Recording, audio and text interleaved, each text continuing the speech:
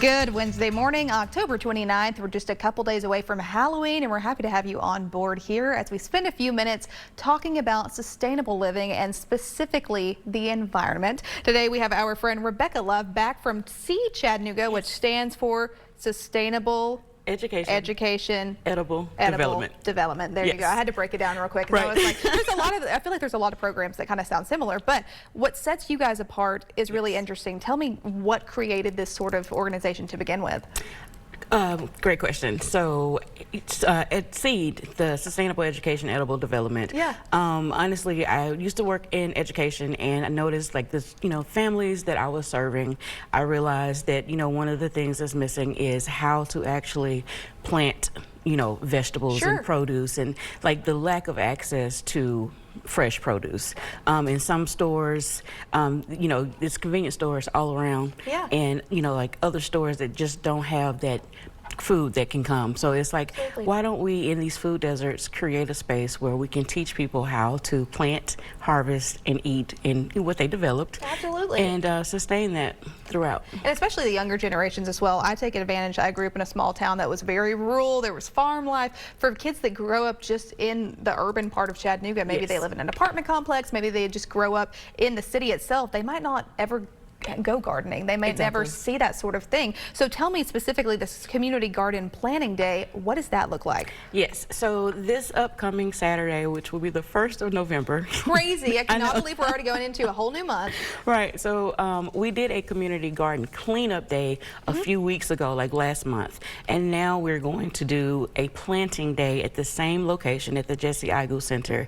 And this is, things that we're going to plant or will be able to survive the really cold months that's about to come up. Absolutely. So like your mustard greens, your carrots, your kale, your cabbage, things that will sustain throughout the winter months. And those are things I wouldn't even think of. I'm not the farmer myself, so I need the help in that department. But it is, I think, a great educational resource because as you talk about those things, kids, students, young adults, whoever wants to be a part of this can learn about it and be like, oh wait, I didn't realize that was harvested during the colder months and maybe, goes into peak season during the spring, summer, whatever that looks like. So tell me specifically more about the Community Garden Planning Day. Who can participate? What does that look like? What are you hoping for, essentially? Absolutely. So it is open to the public.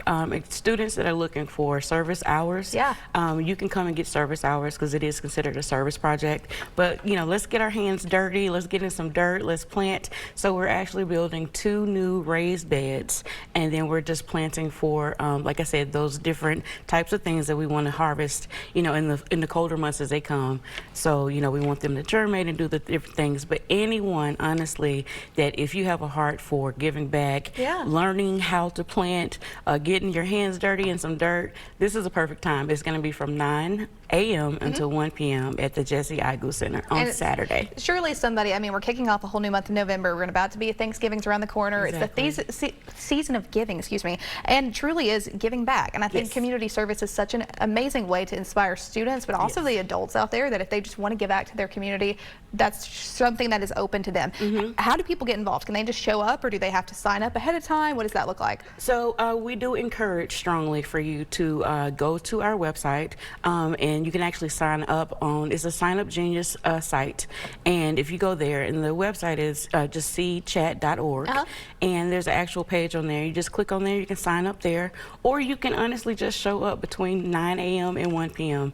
The more hands we have, the quicker we can get it done. Or if I just show up with my gloves, Rebecca, and say, I'm ready, and you're like, please get away from these plants, you're going to kill all of them. I don't have a green thumb, but I would hope that you can inspire anybody along the way. Anybody. But, it's honestly, it's all about community. Even if you don't know how to plant, because I'm still learning. Like, I'm building this plane as I'm flying it. So I love that. But, it's honestly, it is open to the public for anyone that wants to just come out and support, even if it's for 30 minutes to an hour. We appreciate any of that time. Makes a big difference. Rebecca, always a pleasure to have you on the show. Thank you again for making the time to be here. My pleasure. For the latest details, remind me of that website one more time. Yes, it is www.seedchat.org. Seedchat.org, short, simple, and easy. You can also find them on Facebook, Seed Chattanooga, or give them a call. That number there on your screen. Thanks for joining us here on Let's Chat. We have a bunch more coming up this half hour, so stay tuned.